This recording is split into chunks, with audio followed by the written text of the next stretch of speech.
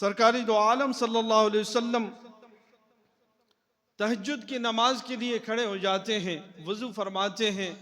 تہجد کے لیے جیسے ہی کھڑے ہونے لگتے ہیں تو میں آپ کے پیچھے آ کر میں بھی کھڑا ہو گیا، تو سرکاری دو عالم صلی اللہ علیہ وسلم مجھے ہاتھ سے پکڑ کر اپنے برابر کھڑا کر دیتے ہیں اور فرماتے ہیں کہ جیسے ہی سرکار نے نماز شروع کی تو میں پیچھے ہٹ گیا۔ میں پیچھے ہٹا تو سرکاری دو عالم صلی اللہ علیہ وسلم نے نماز مکمل فرما دی۔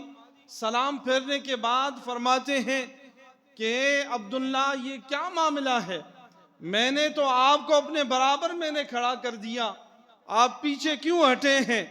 حضرت ابن عباس رضی اللہ تعالی عنہما دیکھیے کم سن عمر ہے، 13 سال سے بھی کم عمر مبارک ہے۔ اب اس بچے کا جواب آپ سماعت فرمائیے کہ انہوں نے کیا کہا۔ فرماتے ہیں ما ينبغي لأحد ان يصلي حذاك وانت رسول اللہ صلی اللہ علیہ وسلم، یہ کسی بندے کے لیے یہ جائز نہیں ہے کہ سرکاری دو عالم صلی اللہ علیہ وسلم کھڑے ہوں، اس کے برابر کوئی کھڑے ہو کر نماز ادا کرے، یہ کیسے ممکن ہے؟ وانت رسول اللہ، آپ اللہ کے رسول ہیں۔ یہ ادب کے الفاظ سے اللہ اکبر کبیرہ فرماتے ہیں کہ اللہ کے محبوب صلی اللہ علیہ وسلم میرے اس جواب سے اتنے خوش ہوئے، فدعا اللہ ان یزیدنی علما و فہما و علما، اللہ کے محبوب صلی اللہ علیہ وسلم نے میرے علم کے لیے، میری سمجھ کے لیے، میرے عقل کے لیے اللہ کے محبوب نے دعا فرما دی۔ اور سامعین ذی وقار یہی ادب ہے، ہم تو یہی کہتے ہیں کہ ادب مصطفیٰ، سب سے پہلی چیز ادب ہے، اگر ادب نہیں ہے تو کچھ بھی نہیں ہے۔ اور یہ سب خیرات، علم کی جو خیرات ہے وہ ادب کے ذریعے ہے۔ سرکاری دو عالم صلی اللہ علیہ وسلم سے ہمیشہ اس آرزو میں رہتے ہیں کہ سرکاری دو عالم صلی اللہ علیہ وسلم میرے لیے دعا فرمائے۔ تو فرماتے ہیں ایک دن سرکاری دو عالم صلی اللہ علیہ وسلم نے میرے سر پر اپنے دست مبارک کو رکھا اور فرمایا اللہم آتیہ الحکمت وعلمہ التاویل، اے مولا اسے حکمت کا علم عطا فرما، اسے حکمت سے مالا مال فرما، اور اس کے تاویل جو تفسیر کے جو نقاط ہیں، قرآن مجید فرقان حمید کی جو تفسیر ہے اس کا علم عطا فرما۔ فرماتے ہیں پھر دست مبارک کو میرے سینے پر رکھا، فرماتے ہیں اس کی ٹھنڈک میں نے اپنے فرماتے ہیں کہ اس کی ٹھنڈک میں نے اپنے پشت پر محسوس کی۔ فرماتے ہیں کہ اور اللہ کے محبوب صلی اللہ علیہ وسلم نے دست مبارک سینے پر رکھا، پھر فرمایا اللہم احش جوفہ حکما وعلما، اے مولا اس کے سینے کو علم اور حکمت سے بھر دے۔ فرماتے ہیں کہ یہ دعا فرمائی تو یہ دعاؤں کا اثر ہے کہ حضرت عبداللہ ابن عباس رضی اللہ تعالی عنہما صرف 30 مہینے سرکاری دو عالم صلی اللہ علیہ وسلم کی صحبت میں رہتے ہیں، اور یہ دعاؤں کا اثر ہے کہ ترجمان القرآن آپ کو کہا گیا کہ اس امت کا، اور ترجمان القرآن کون ہے؟ حضرت ابن عباس رضی اللہ تعالیٰ عنہ۔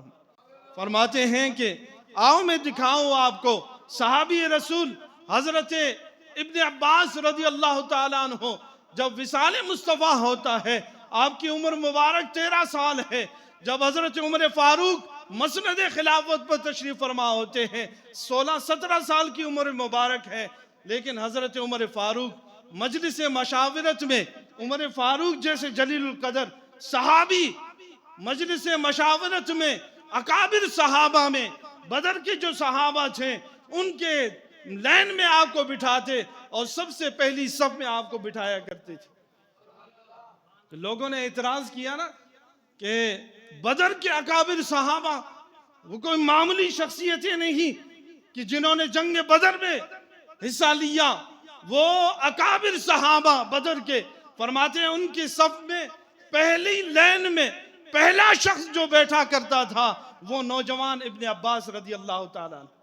فرماتے ہیں کہ لوگوں نے اعتراض کیا کہ معاملہ کیا ہے، ہمارے بچے بھی ہیں، انہیں کیوں اپنی مجلس سے محروم رکھا ہے؟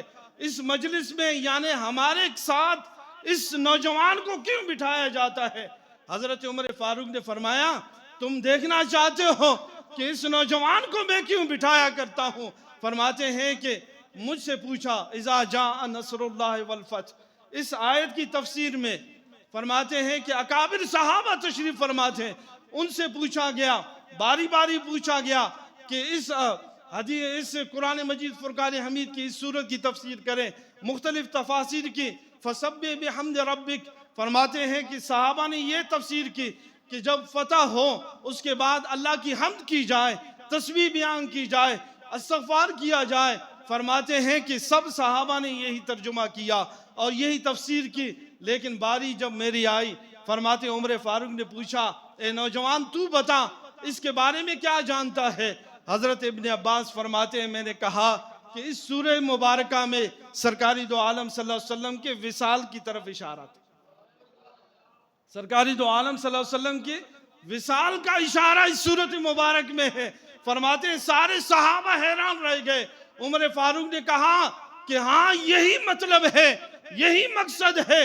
تبھی تو حضرت ابو بکر صدیق جب اذا جاء نصر اللہ یہ آیت نازل ہوئی، ابو بکر صدیق پھوٹ پھوٹ کے رو رہے ہیں، زاروں قطار رو رہے ہیں، آنسو بہا رہے ہیں۔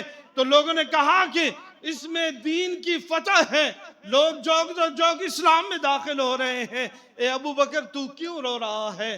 کہتے ہیں کہ ابو بکر نے جو سمجھا ہے تم نے نہیں سمجھا ہے، یار کی جدائی کے لمحات قریب آ گئے۔